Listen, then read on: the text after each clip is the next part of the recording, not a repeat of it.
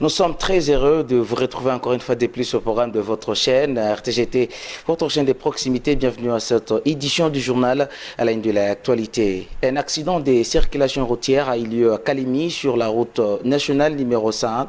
Une voiture de marque Noah a tamponné un motocycliste sur la jambe gauche qui a par la suite été transféré d'urgence à l'hôpital. L'événement s'est produit ce mardi 7 novembre 2023, non loin de la place Kiseboué. Samuel Mwamba-Rosta était sur place. Voici le compte rendu. C'est ce mardi 7 octobre 2023, aux environs des 12 heures locales, qu'un accident a eu lieu à Kalemi dans la province du Tanganyika, sur la route nationale numéro 5 qui mène vers quartier Kituku. Un motocycliste a été tamponné par une voiture de marque Noah sur sa jambe gauche. L'événement s'est déroulé non loin de la place Kiseboué. L'incident est survenu quand le chauffeur de la voiture roulait à vive allure en provenance des quartiers Kituku. Les motocyclistes, lui, roulaient à une vitesse normale et s'est dirigé vers quartier Kituku. Maintenant, il y a eu une voiture de marque Noah qui quittait le quartier Kituku. C'est ainsi que cette voiture est venue tamponner ces motocyclistes.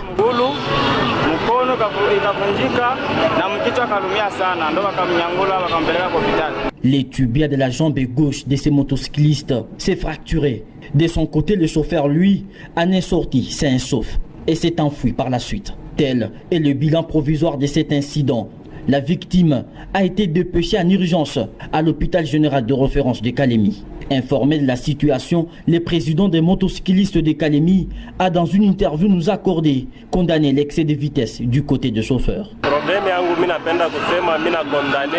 Moi, ce que je peux dire, je condamne fermement cette attitude de rouler à vive allure. L'excès de vitesse est toujours à la base de beaucoup d'accidents dans la ville de Kalemi.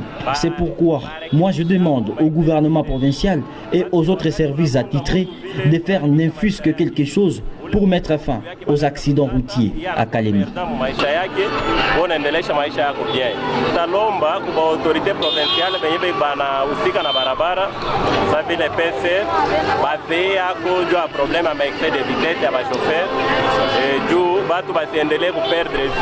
Ces derniers a par la suite demandé aux autorités provinciales et aux services attitrés de mettre en place des mécanismes devant permettre à diminuer les taux d'accidents dans la ville de Kalemi.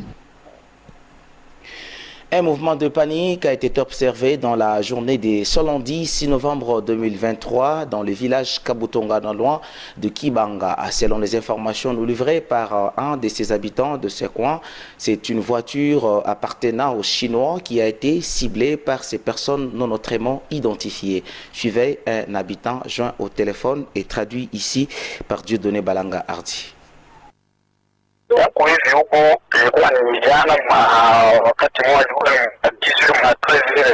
C'était ce lundi 6 novembre 2023, entre 10 et 13 heures, non loin du village Kabutonga, vers Kibanga, qu'on a entendu des coups de balles.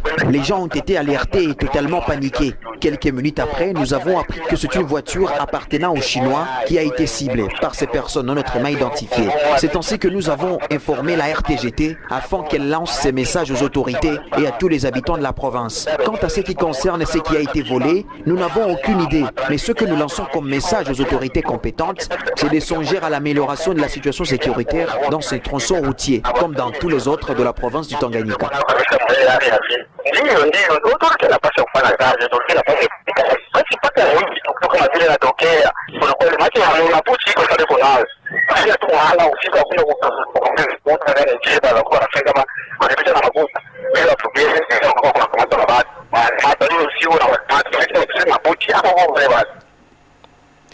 Plusieurs quartiers et avenues de la ville de Kalemi font face aux problèmes liés à la gestion de déchets, surtout pendant cette période où il pleut abondamment régulièrement sur la ville.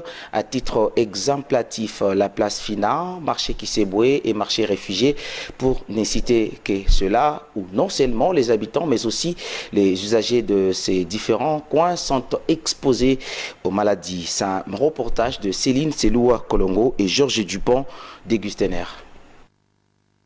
La ville de Kalemi est menacée par une vague d'insalubrité. Cela est dû aux pluies diluviennes qui se sont abattues sur l'ensemble du chef-lieu de la province du Tanganyika, ces derniers temps. Ces phénomènes atmosphériques est à la base de plusieurs déchets éparpillés par un fort courant d'eau provenant des différentes tranchées. Situation qui provoquerait des maladies comme, je cite, la malaria, car l'environnement se voit pollué par ces ordures. L'un des habitants rencontrés par les reporters de la radio-télévision Grand Tanganyika lors d'une descente effectuée sur les différentes parties de la ville de Kalemi, ce mardi 7 novembre 2023, a demandé aux autorités urbaines de bien vouloir trouver des moyens efficaces pour la protection et la sauvegarde de l'environnement, surtout pendant la saison pluvieuse.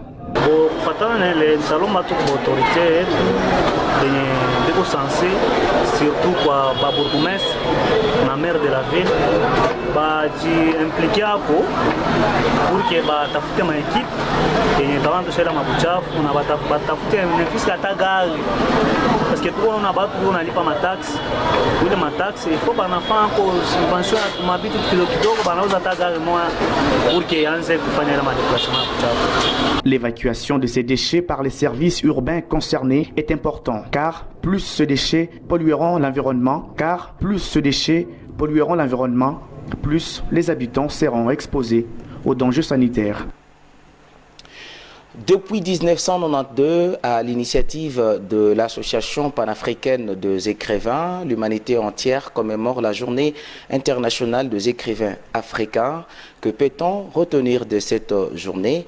Quel conseil pour tous les écrivains africains? Votre rédaction est entrée en contact avec le préfet Kisimba Wakisimba Maxilian, préfet à l'Institut Mwangaza de Kalemi, mais aussi écrivain et auteur du livre, je cite, Mwangé, une âme perdue dans les bois. Suivez. Bon, pour moi, dédier une journée au niveau international à l'écrivain africain est déjà un signe fort de reconnaissance de la valeur des écrits des Africains.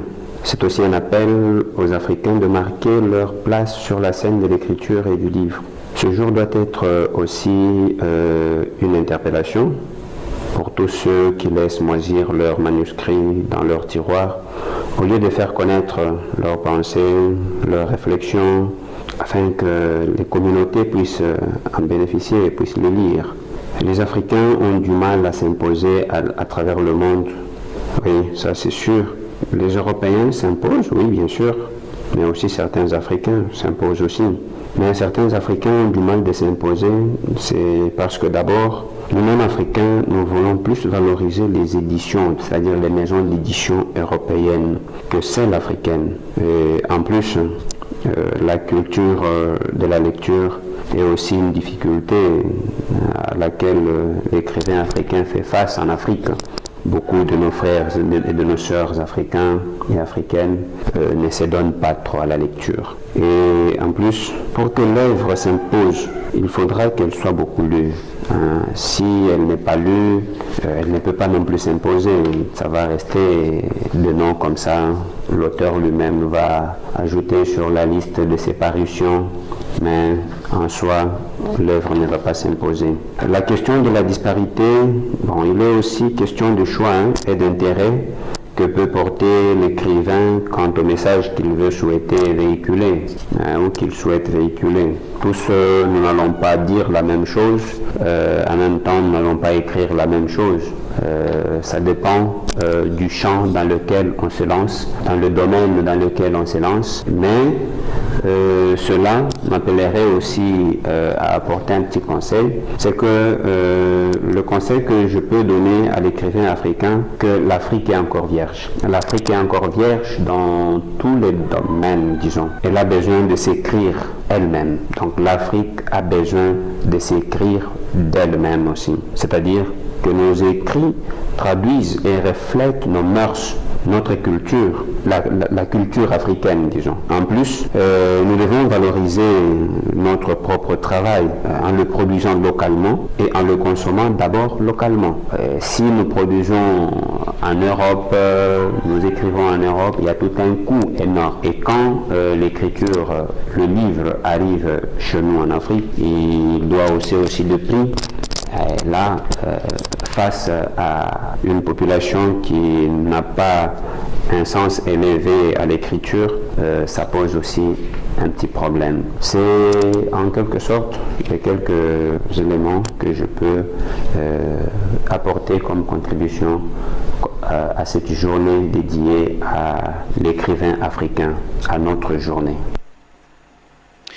Après le lancement officiel de travaux de construction, assainissement et asphaltage de 12,2 km de voirie urbaine à Kalemi par la gouverneure Julie Ngungu Moyuma, les habitants de Kalemi se sont exprimés. Certains pensent que le moment de lancement de ces travaux n'est pas opportun et d'autres pensent et d'autres disent plutôt que malgré l'inopportunité du moment, la construction de routes à Kalemi est très importante.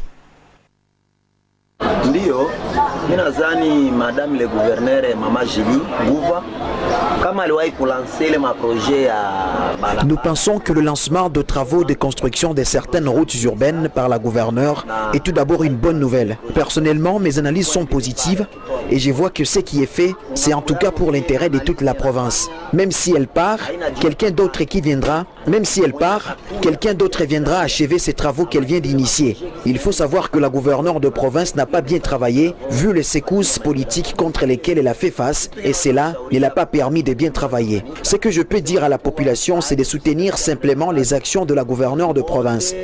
Comme province, population yote iko derrière Mama Julie. Kwa kweli projet yana lancé kama tatoka leo, lakini najua kuwa kesho mwingine akipita pa ile fasi atamalizia ile kazi. Selo mingi sini kunaona ile kazi ni camouflage atatufanyizia. Basi mwa kipindi yote alikuwa chunga ile kubifanya bila kula. Moi personnellement, je ne suis pas du tout convaincu par le lancement de ces travaux. Il fallait débuter cette initiative depuis bien avant pour aussi les achever rapidement. Moi je trouve que la gouverneure de province a posé cet acte pour des raisons de campagne.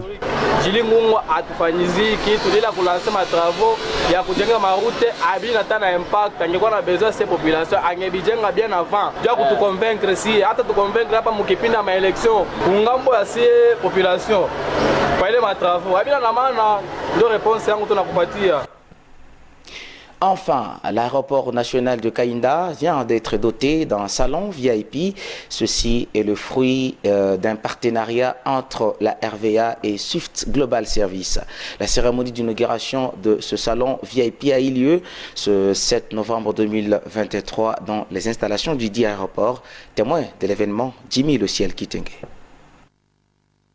Enfin, l'aéroport national de Kainda vient de se doter d'un salon VIP grâce au partenariat conclu entre la RVA et Swift Global Service. Un espace très classe est désormais ouvert aux voyageurs, que ce soit ceux qui viennent d'atterrir à Kalemi ou ceux en partance pour différents horizons. À cet effet, une cérémonie d'ouverture de cet espace VIP, reparti en 3 compartiments, a eu lieu à Kalemi, précisément dans les installations de l'aéroport national de Kainda, ce mardi 7 novembre 2023. Une cérémonie riche en valeurs, car toutes les couches des responsables ont été conviées. C'est le cas des représentants des ONG, tant nationales qu'internationales, des membres du Conseil de sécurité, enfin des autorités compétentes de la province. Ou d'ailleurs, Madame Julie Ngungu, gouverneure de province, empêchée s'est fait représenter par le ministre provincial de Transport. La directrice générale de Swift Global Service, prenant la parole, n'a pas omis de remercier l'assistance pour avoir répondu favorablement à l'invitation tout en spécifiant la démarche entreprise par Swift Global Service. Nous vous sommes très reconnaissants d'avoir accepté notre invitation et nous vous demandons de bien prendre soin de ces beaux cadres que nous vous avons offerts afin de vous faciliter vos voyages. Nous vous offrons comme service dans ces salons les formalités avant embarquement, les moyens de transport de là où vous êtes jusqu'à l'aéroport ou de l'aéroport, de là où vous partez comme destination. Et nous vous offrons un cadre là où vous pouvez discuter tranquillement, tenir une réunion en ligne, signer un document et aussi quelque chose à boire et à grignoter, un bon cadre qui va vous détendre et réduire le stress des voyages. À son tour, le représentant du numéro 1 de la RVA a loué ce partenariat entre sa structure et Swift Global Service. Nous voudrions donc souhaiter plein succès à ce partenariat que nous souhaitons gagnant-gagnant entre l'aéroport de Kalemi et la maison Swift Global Service. Le ministre provincial de Transport a salué l'initiative.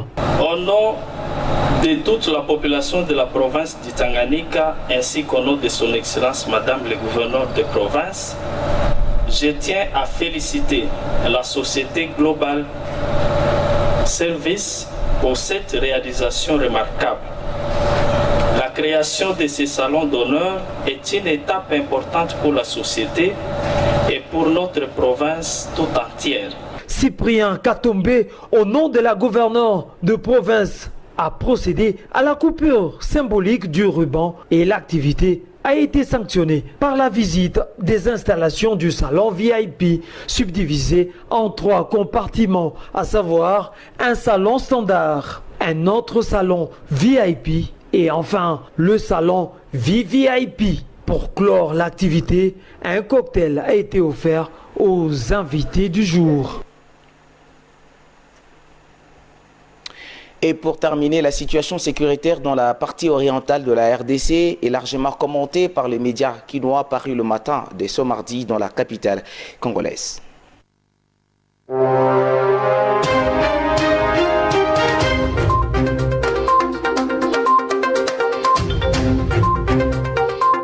L'opération militaire conjointe FARDC-MONUSCO dénommée Springbok fait la une des journaux parus ce mardi 7 novembre 2023 dans la ville capitale Kinshasa. Mesdames et messieurs, bienvenue à l'écoute de la revue de presse. Pour empêcher les terroristes du mouvement du 23 mars, M23 en sigle, soutenu militairement par le Rwanda, désemparés de la ville de Goma, chef-lieu de la province du Nord Kivu, les forces armées de la République démocratique du Congo et FARDC et la mission de l'Organisation des Nations Unies pour la stabilisation de la République démocratique du Congo, MONUSCO en sigle, ont annoncé le week-end dernier le lancement de l'opération Springbok, rapporte la tempête des tropiques. Le quotidien précise que la première position de cette opération a été installée ce lundi à Kimoka, dans le territoire de Massissi. Selon le commandant de la MONUSCO, Otovio Rodrigue de Miranda Filo, si des groupes armés tentent d'attaquer les positions des FARDC et des casques bleus, celles-ci passeront de la position défensive à une position offensive. Les FARDC et les forces de la MONUSCO s'efforcent également de contrecarrer tous les plans de l'ennemi, notamment celui visant à prendre d'assaut la ville de Goma, capitale du Nord Kivu, afin de contraindre Kinshasa à entamer un dialogue, ajoute le potentiel. Le président Félix Antoine Tshisekedi Tshilombo rejette catégoriquement toute possibilité de dialogue avec les auteurs d'atrocités, de meurtres et de pillages des marionnettes du Rwanda. Pour ces tabloïds, Goma et Sake se présentent désormais comme des forteresses infranchissables renforcées par la nouvelle position défensive établie à Kimoka. La sécurisation de Goma et la neutralisation du M23 sont désormais des priorités pour les forces congolaises et la mission de l'ONU pour la stabilisation en République démocratique du Congo, MONUSCO en sigle, conclut ce journal. Ainsi donc, l'opération Springbok mise en place vendredi dernier par les deux forces a pour objectif de protéger la ville de Goma et la cité de Sake, devenue actuellement des cibles des terroristes du M23 et des forces régulières de Kigali, note pour sa part l'agence congolaise de presse, l'ACP.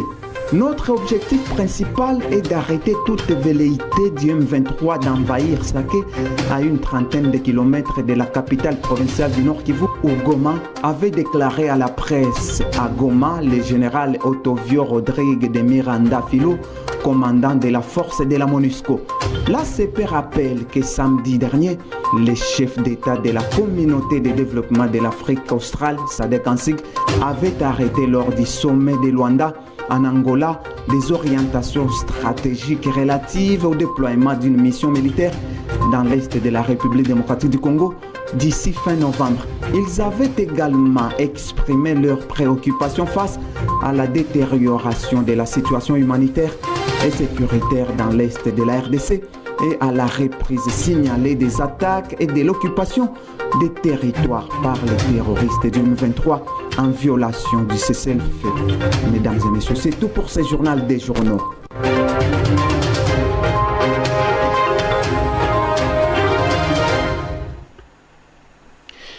Il n'y a rien dans ce monde qui puisse vous briser autant que vos propres pensées. Mesdames et messieurs, ce journal est terminé. Merci à vous de nous avoir suivis. Restez pour la suite de notre programme. Je vous retrouve bien sûr pour un nouveau journal. À très bientôt. Merci.